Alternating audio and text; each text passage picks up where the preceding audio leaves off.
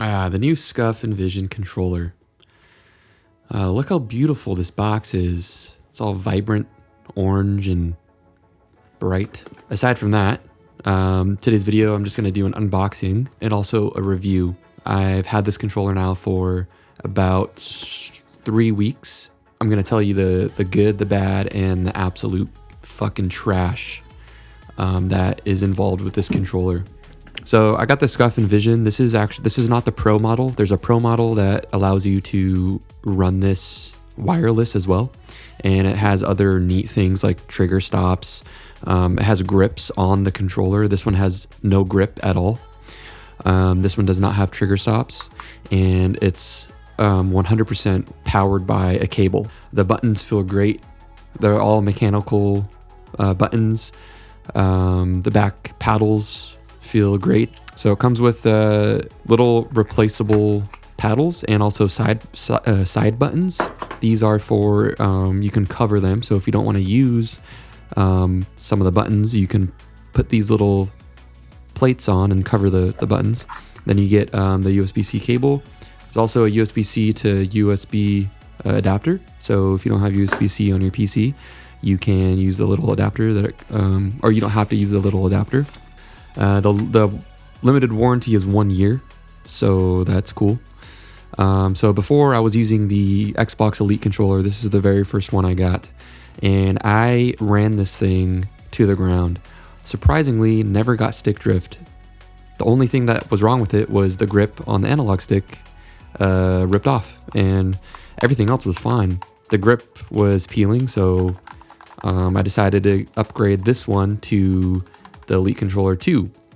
This one was great as well. It feels really nice, really sturdy. The buttons are great. Everything's responsive. The paddles are in a great position for my fingers. I have slightly bigger hands, so I really like how this felt. But this one, actually, the left stick, only after 1 year of use, I never got stick drift, but my input, when I were to move my character forward, the input on the screen wouldn't happen. So And actually, that only happened after 1 year of using it and right after my warranty ended. So Microsoft wasn't able to do jack shit for me. So moving from an Xbox controller to a different kind of layout, it's kind of similar to the PlayStation controller layout, where the analog sticks are side by side instead of kind of diagonal from each other. It took some time to get used to, and also the paddles on the back were a little awkward for my fingers. But other than that, it only took me a week to get used to. And at first, I hated this controller and how it felt, and I was just so bummed out. But I got used to it, and now it just feels natural to play with. The triggers are great. The bumpers are great. The buttons are really nice to click in. Easy removable faceplate. You can customize this and buy different kinds of faceplates and customize your colors, and you can also replace the analog sticks. All these accessories you can actually find on Amazon, which is really cool, or on the SCUF website. These back paddles are great. I actually don't use 2 of them. Even on the Elite controller, I only ever used 2 paddles, and it's the back, like the lower ones. Like for first-person shooter games, I do jump on the right side and then crouch, prone, or dive on the left side. 4 buttons on the back is a little too much for me. That's just personal preference. These paddles are responsive. They're great. The controller comes with a little plastic tool to remove the paddles on the back. I removed the 2 inside buttons and put the little button shields on them, so I'm not clicking them. So in order to use this controller, you need to have the Corsair iCue software. Now what this software does is it allows you to install or update, do firmware updates for your controller, software updates for the iCue software. It allows you to button map. In order to map the buttons and use it how you want, you need to have the iCue software open, which is a little annoying. Now there's 2 ways to map your buttons. There's just regular button mapping, where you need to have the iCue software open at all times when you're using the controller. And then there's hardware mapping. And what hardware mapping is where you save internally in the controller's memory.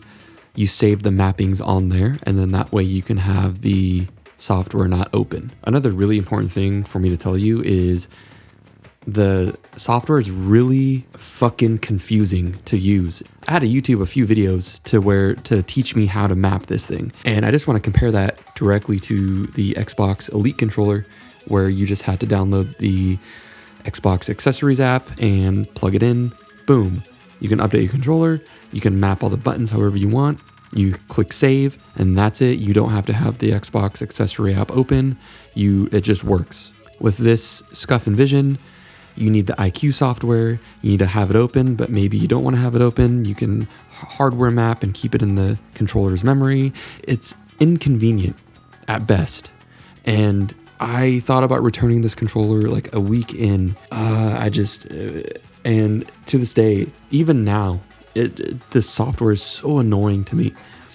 And to top it off, sometimes when you're playing a game, your controller will just randomly disconnect. Or how about this? Even better. Everything will work except the paddles, or everything will work except the triggers.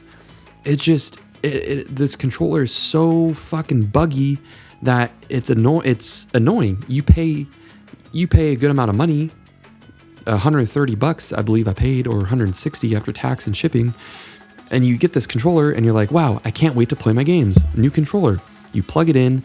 You have to, then it notifies you to install the iCue software. You install the software, and then it takes you, I don't know, an hour, 2 hours to figure out how to map everything, because you map it, and then you exit out of the software, and then you're like, why isn't my controller working? And then you go back, and then you do this, and then you have to hardware map, and then you do that. And I spent like 2 to 3 hours trying to figure out how to use this controller, where in my mind, maybe it's not that simple, but I just want to plug and play and then easily map the buttons. So the controller is great. It feels amazing. And I'm really happy with how it plays and how it feels in my hand. What completely kills the experience for me is the piece of shit garbage software by Corsair. I don't want to go through the hassle of returning it, so I'm just going to deal with the little bugs until they hopefully patch them. But at the end of the day, it's like, first impressions, everything for me.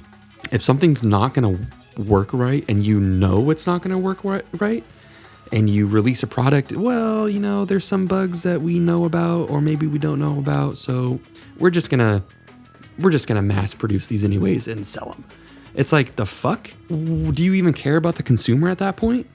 It's just, it's embarrassing. It's somewhat disrespectful to your customers, and it's almost cryptic. It's like, you're releasing a product, but you're gonna have us figure out how to do everything, and there's there's some information on their website, like, oh, your controller's not turning on, try to do this. Like, there's troubleshoot steps, but some of these bugs are so deep that it's left up to the consumer to figure out.